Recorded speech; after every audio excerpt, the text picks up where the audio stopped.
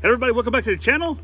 Beautiful Thursday afternoon, just after lunch, I guess. It's at lunchtime. Anyway, today we're going to talk about this. Be right back with you.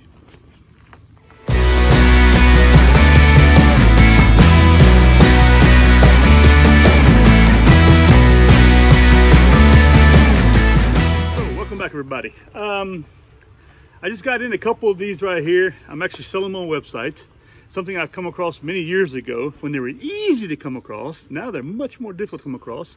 You can find them, you can get them, but that is the Swiss Army sleeping bag. This is from the 70s, the 80s.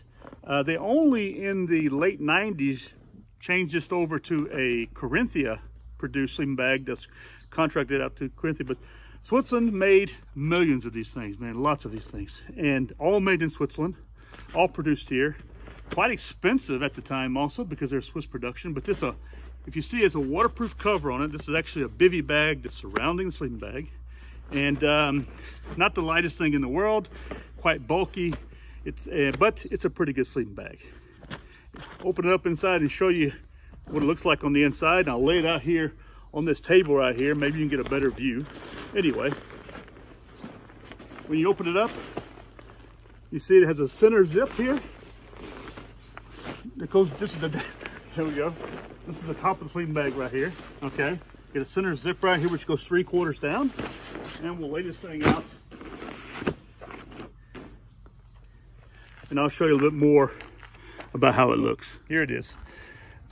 Got sun behind me, I do apologize for that. Beautiful day. Anyway, this is the bag itself. You have a outer Bivi bag right here on it. It's a waterproof, rubberized bag, completely water resistant. The problem is it doesn't breathe. Because it doesn't breathe, it holds on to a lot of condensation. But that is only part of the problem. I mean, it's not a major problem, but it's part of the problem for soldiers, this kind of stuff, because they have to let their bags air out every day. But up in the high winter, in the high Alps, it's actually not too bad. The problem with that afterwards is the bag is not, by itself, is not completely the warmest bag in the world. But it actually does pretty well. It's a quilted bag. It's an insulated bag right here. It's a poly insulation, and let's see if we can't get this thing open. It's not easy opening. Be right back with you. As you see us open it, you can see the inside, this material right here. It's funny because the Swiss Army still sells. You can get this in surplus rolls of this material right here, and they make pretty good bashes also. This material does a little heavy, but it's not too bad. You can sew it up.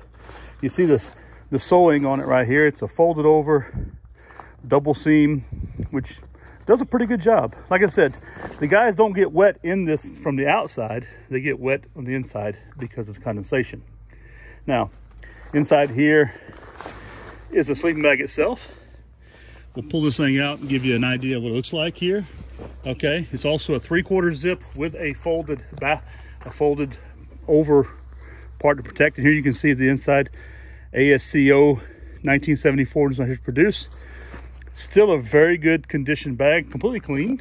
You know, they had to keep these things and everything they had to keep it in very good working order. These guys kept their gear at home, and they were issued it. This right here have been issued to a young man.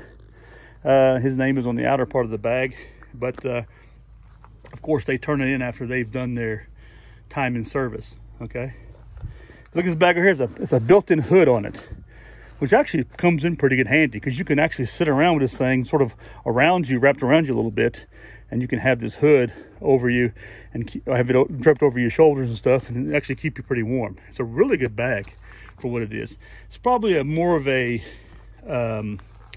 you know, I wouldn't say summer bag because it's too warm for summer, but it's probably a spring, fall bag. And later on, the Swiss Army developed a second bag to use with this one right here inside of it. I don't happen to have one right now. They're even more difficult to find.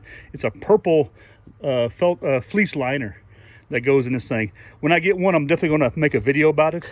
But anyway, this is the bag here. They're very difficult to find nowadays. If you find one, you don't find the outer part. You don't find this right here. These are very difficult to find. I've looked everywhere for them. If you don't find them together, you're not going to find it at all. You can find these right here, you know,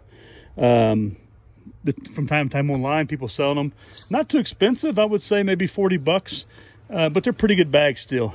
And this has a word right here. No, I don't know if it's Bivi. I don't know what it says here. Might have a stamp on it. Someone may have purchased it. I don't know. Anyway, it's in my hands now. It's on sale. It's for sale on my website, complete, like you see right here. I have 2 of these. Wish I had more because they're actually pretty good bags.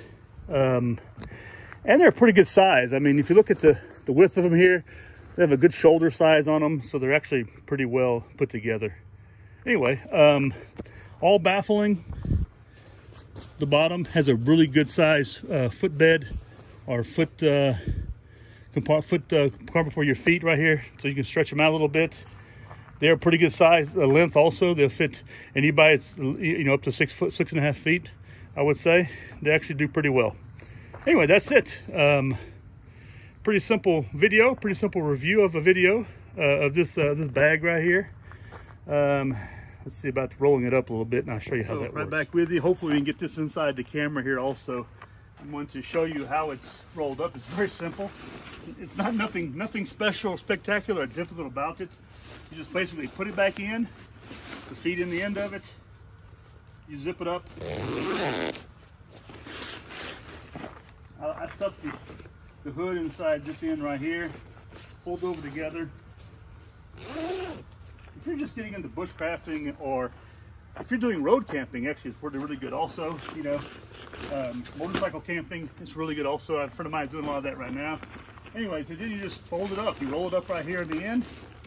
Now, one thing I like here at the end, you can't over roll it. You know, you can't just sort of fold it the way you want to because of the where the tie down strings are at. It has these 2 tie down cords.